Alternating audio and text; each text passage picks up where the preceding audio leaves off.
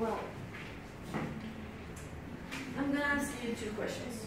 First, do you know who are they? Probably yes. Every Colombian or person who lives in Colombia has heard something about the ELN. The second question is a little bit more difficult. Do you know where are they? The first time I made this question to myself, my first thought was, the ELN is in almost all the country. So I have a lot of options to choose. Well, Colombia has been living in armed conflict since 1950s. But I'm just going to talk about Casanare and the ELN. Well, the history of the ELN in Casanare started in 1989. It was called Los Libertadores. At the same time, various petroleum companies found the biggest well in Colombia until 1989. As a result, the ELN evolved the front of the Libertadores to the front ABC, which would work in Arauca, Boyacá, and Casanare. Thus, it is reasonable to think that the departmental government has taken actions in order to continue the development of Casanare, taking care of the armed conflict. I mean, it's obvious for us that the armed conflict exists. However, it has not happened in all these years. It has not happened in all these years, and there is the problem. The departmental government did not make a connection between the armed conflict and the development of Casanare. How can we see it? Well, I think that we know when the government is not solving a problem, but I'm going to give you three problems to identify this. The first one, the disinformation, the Casanare's database is limited. As you see, there is all the docs in the webpage of the Casanare government. And these docs resume the development of the public policies of the department. You can see in the slide that they are only since 2012, and the armed conflict began 50 years ago. 50, not 8 years ago. Well, for the second one, I'm going to tell you a history. Juan, a 10-year-old child, was in his school. He was copying the notes on the board, and suddenly they hear a shooting.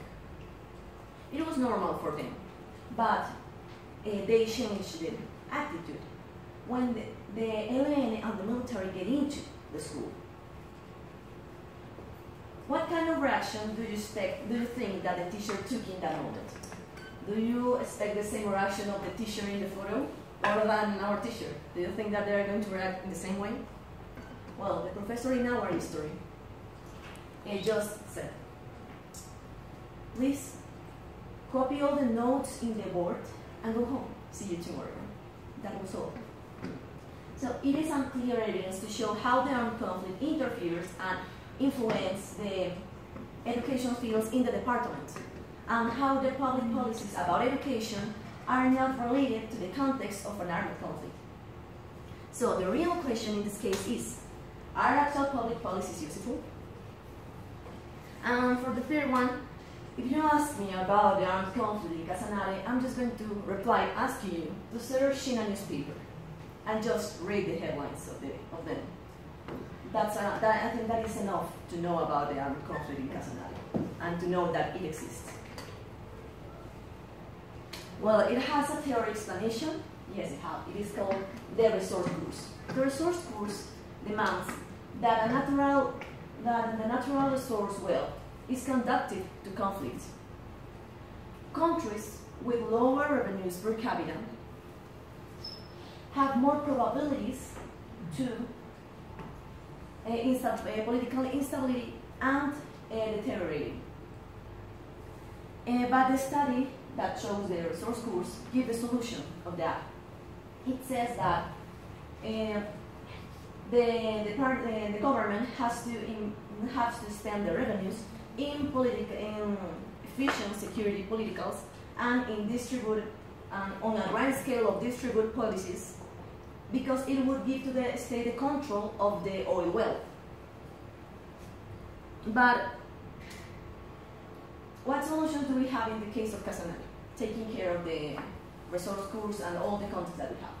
The first problem that I showed you was the disinformation and the Casanare's databases. Let me take it. The first option of the solution is connecting the information of the academic proposal, the people who knows that have studied all the conflict, with the people who make the public policies. For the second one, as we know, the answer of the question is no. So, how can we solve it? We can make an evaluation, a constant evaluation, a monitoring of the public policies, and because it would show the mistakes that the people who make the public policies are making, and if they know the mistake, they are going to fix it. And finally, about the armed conflict, the first thing to solve is recognize the relation between the conflict and the public policies proposals. So, if we make the connection, we have the information, we are monitoring the public policies, and we're showing the results to the people because they can see how are what kind of tools are using the departmental government to solve the problems in the department. They can react, or they can make a really constant evaluation of them. And probably they will give more results about a real relation between the real problems and the real people.